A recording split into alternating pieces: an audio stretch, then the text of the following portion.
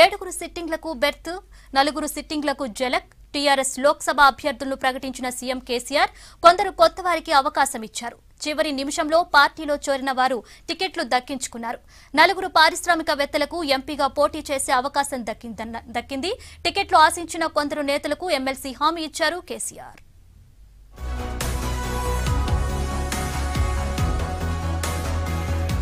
TRS Lok Sabha అభ్యర్థులను ప్రకటించారు CM KCR.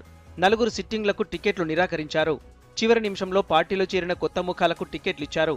అభ్యర్థులందరికీ ప్రగతి భవన్లో బీఫామ్స్ అందించారు కేసీఆర్.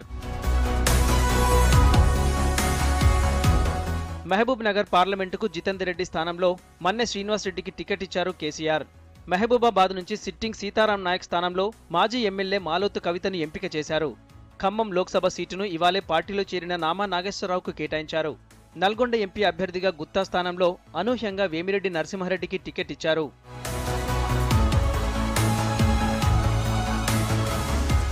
7 పార్లమెంటు సీట్లలో సిట్టింగ్లకే మళ్లీ అవకాశం దక్కింది.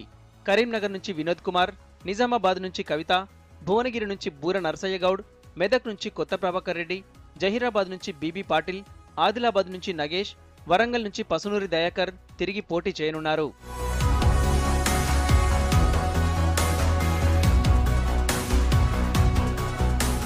నాగర్ కర్నూల్ ఎంపీ టికెట్ను మాజీ మంత్రి పి రాములకు కేటాయించారు.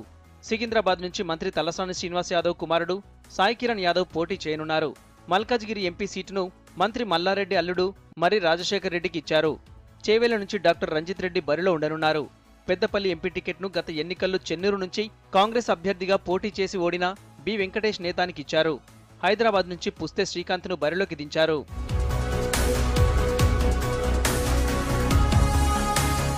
ఎంపీ టికెట్ దక్కని నల్గొండ ఎంపీ గుత్తా సుఖేందర్ రెడ్డి మల్కాజ్గిరి సీటు ఆశించిన నవీన్ రావుకు ఎమ్మెల్సీగా అవకాశం ఇవ్వాలని కేసీఆర్ నిర్ణయించారు.